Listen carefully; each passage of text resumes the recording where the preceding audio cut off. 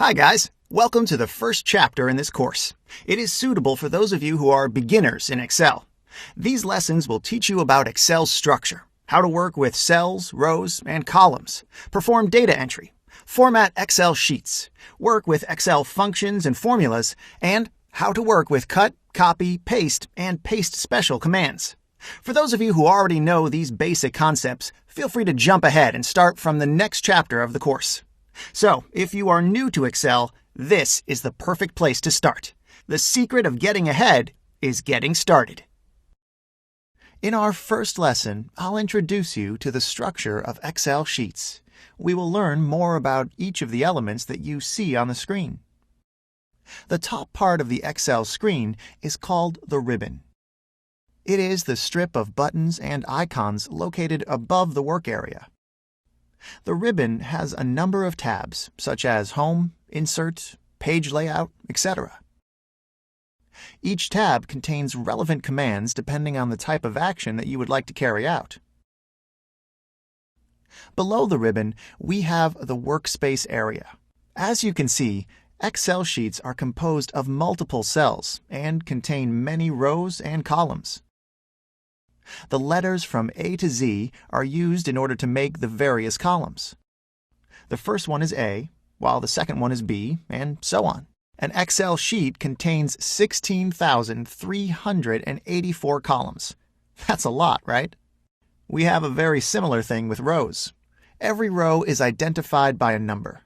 We have 1, 2, 3, going all the way down to 1,048,576.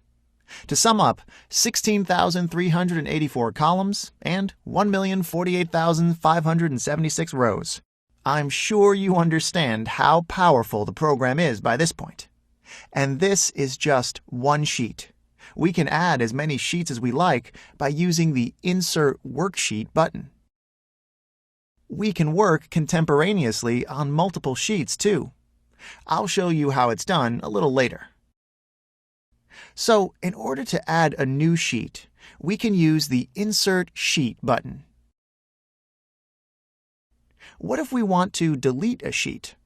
If that's the case, I can click on it with the right mouse button and select Delete Sheet.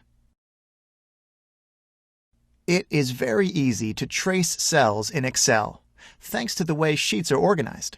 Every cell's coordinates are given by the letter and number corresponding to the column and row where it lies.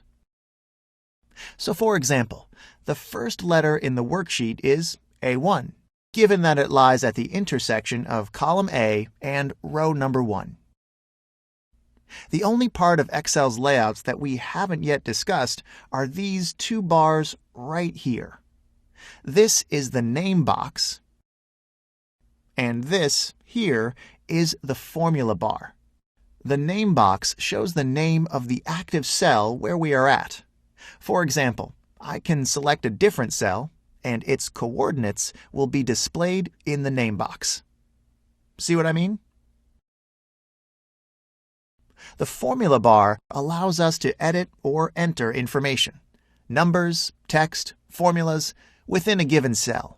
It allows us to visualize the formulas or the content of a cell. The formula bar is really useful when we start typing Excel functions too. Once you start typing, it displays suggestions of functions that you might be looking for. We will start learning more about Excel functions later on in the course. But for now, this will do. Thanks for watching.